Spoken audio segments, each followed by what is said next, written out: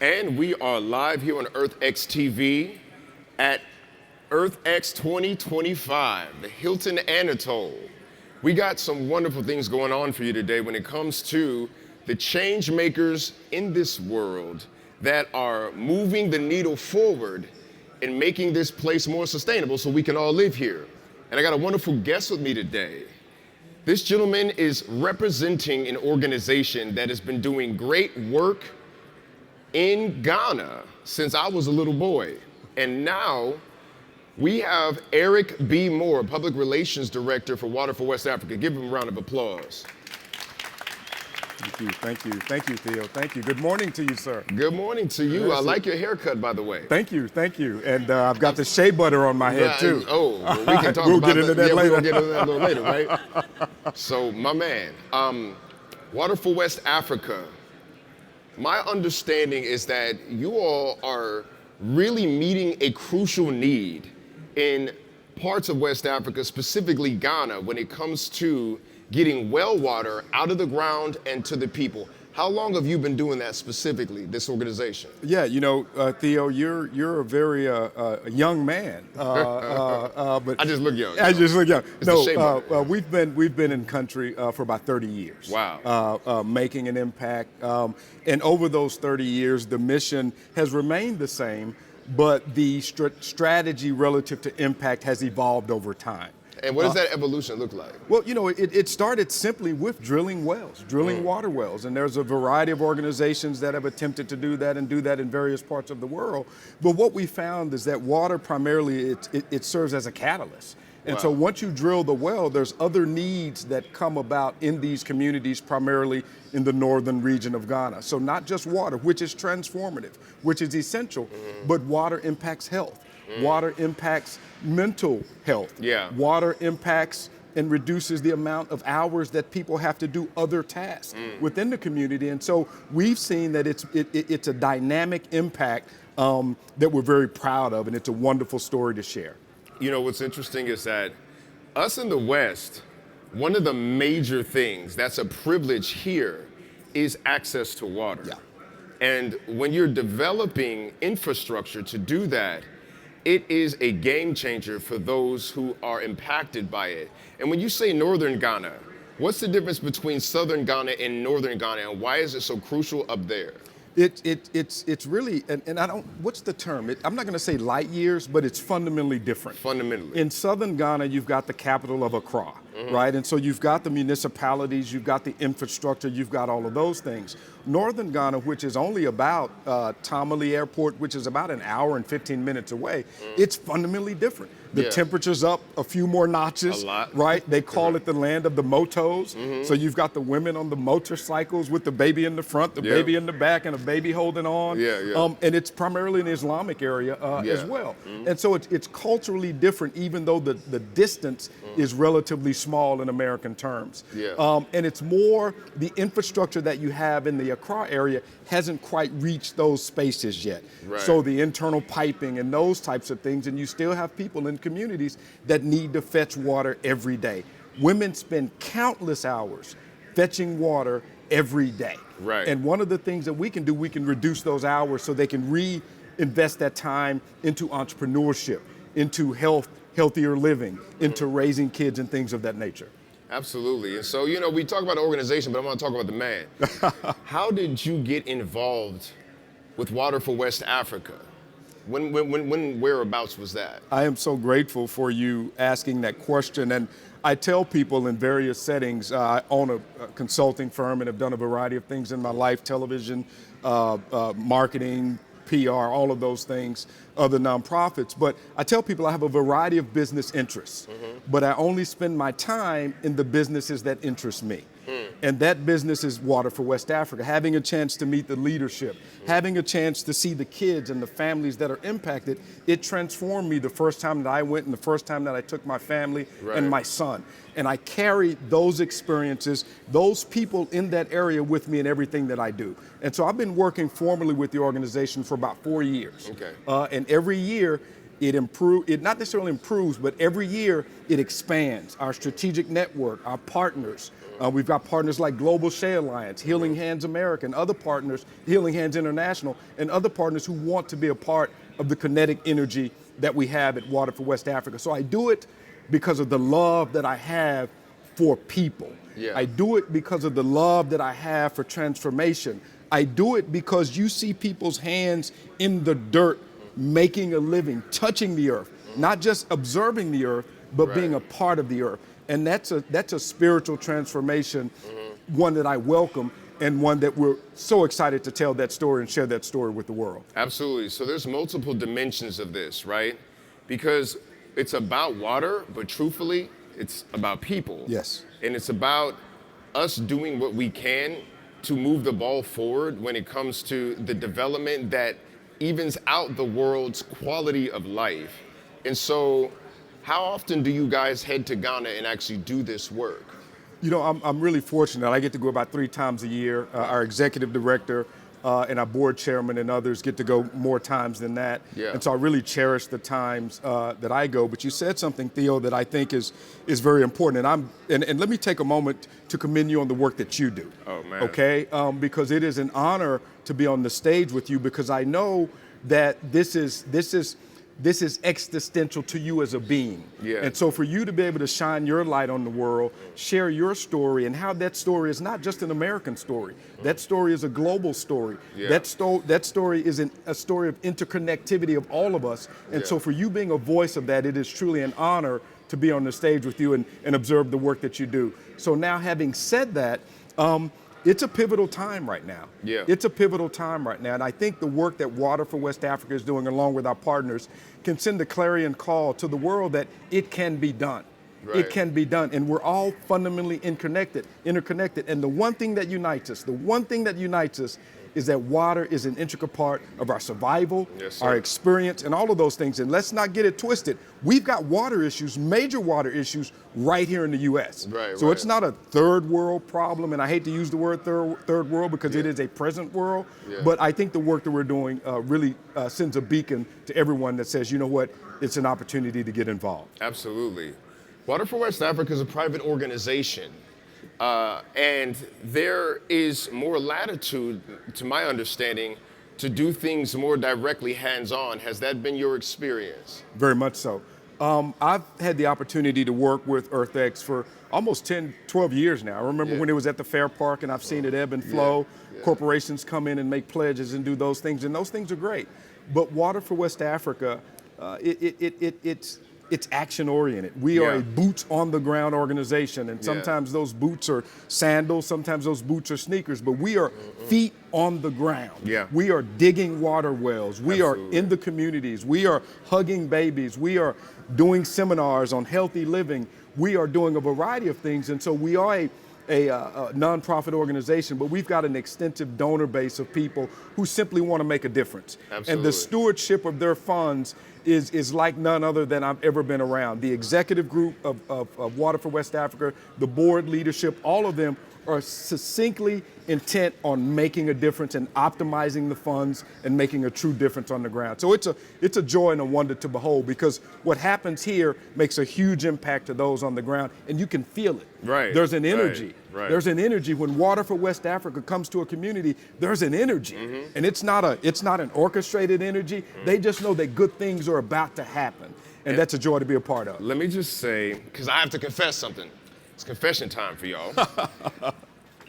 I actually joined Water for West Africa recently in Ghana. My first trip to West Africa. And I can attest, there is a celebratory atmosphere that is 100% organic because of the impeccable track record that you've developed over time. Yes. And that's one of those situations that is not easy to come by. A lot of times you hear about somebody doing something in Africa, but it's like mad fly by night. Somebody's like, I built a school, and you go back 5 years later and ain't nothing happening at that school. This isn't that kind of organization, so I can attest to the fact that the impact is real and lasting. And one of the lasting impacts that I want to ask you about is health outcomes when it comes to like access to water. When you have set up these wells, what kind of health outcomes are beneficial to the people? What have you seen change? So let me, it's a two-part deal. I'll get to health outcomes, the second part, but I do want to say it was an honor to have you in Ghana. Thank you, sir. It was a homecoming for you. Yep. I know it, and as an African American, Yeah. It is uniquely, that experience is uniquely powerful and valuable for us as a community. So to be there with you was not only a business dynamic or a relationship dynamic, but it truly was a spiritual dynamic that I enjoyed witnessing with you and being a part of that. It was something else, and you might see a little bit more of that coming up at a later date. Yeah, that's a rumor I keep hearing. Right. I think it's a good rumor, but Right. so yes, so that was an honor, and I'll give you this for the audience, and I'm gonna expose you. Oh, man. I'm gonna expose you. Come on, man. That's what happens when you interviewing your friends and they get to talking about you. You know that heat, my man Theo was in that heat. And Look. Theo said, man, this ain't like no other heat that I've ever had before. Bro. And I said, brother, get used to it. Get you that heat, baby. Yeah. That heat. Listen, I stepped off the plane in Tamale. Poor Greg. Greg had to witness me suffer. He bared the heat so much better than me. Listen, I stepped off there and you hear about it, but then you feel it.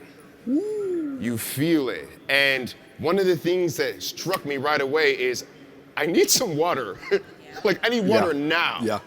So I got a cellular understanding of the need that is being met. And it was something that was immediate and tangible. Water in an environment like the Sahel, which is northern Ghana, is literally life. And so the second part of the question was literally like the health outcomes and things like that, that access to water can make more palatable and livable. What have you seen kind of transpire? Let me give you a couple of examples. Actually, I'm going to give you 3 examples, and the third example is one that people sometimes overlook. Yeah. The first example is simply the reduction of waterborne diseases, right? Having clean water, and even though those populations have a certain acclimation to certain things, clean water helps reduce the exposure to waterborne diseases. That's one. The second thing, which really touched my heart, they have up there what's called CHIPS compounds, CHPS compounds, and that's their version of their health initiatives in the country. And to go in those compounds that are in remote areas and see the areas where the women give birth to their children, it's extremely rudimentary, right? And to know and to see mothers who historically have had to go to those areas to give birth to their children, knowing that the water that their children is going to be exposed to is not as clean as it ought to be or needs to be, but yet still you have to give birth. Right? That weighs on you, man. That weighs on a mama. Right? But she still powers through that. And you use the word resilient. She's still resilient through that process. So when we drill a well and they build a compound next to the well, and that mother now goes in knowing that the first water that this baby is going to be exposed to outside of her womb is clean water. Think about that. Let that just hover for a moment. Absolutely. Right? That doesn't show up on a stat sheet. That doesn't show up in a quantifiable spreadsheet, any of that. But it's a psychological thing. It's a spiritual thing that's a part of that, right? Absolutely. And so the mental well-being, the reduction of those stressors in some degree of fashion allows for a healthier birth transition. Absolutely. Right? And that is awesome. That is awesome. And this brother, I'm a former football guy. But I'm not ashamed to say it had a brother crying. I bet. Okay? Because you're and I'm proud to say it had a brother crying. Absolutely. Right? So yes. And then we're talking about water's impact on sustainability. Now, one of the things that we were able to witness there is the production of shea. Now, you may not know it, but I got shea on right now because I'm feeling real smooth, you know. But we have a supply chain that begins with shea butter that is organically grown in West Africa. That's where it is native to. And the production of shea is based on the tree. And we were able to witness some of the impacts that comes from planting these trees from the ground up and the communities that have to make a transition to this kind of cash crop because shea takes a long time. But there's also the knock-on benefits of these trees being planted back where they were because there was a reduction of them. Can you talk a little bit about water's impact on sustainability and the shea growing process over there? Yeah, I can. I'm not a scientist, but I have lunch with scientists, so Yeah, I'll yeah, give you how I understand it. The global impact and climate change is real. Yeah. Right. We have the benefit of going to air conditioning, having water trucks deliver water, and all of those things, but that's not the case there. And so you mentioned the Sahel. The Sahel is the last border before the Sahara Desert.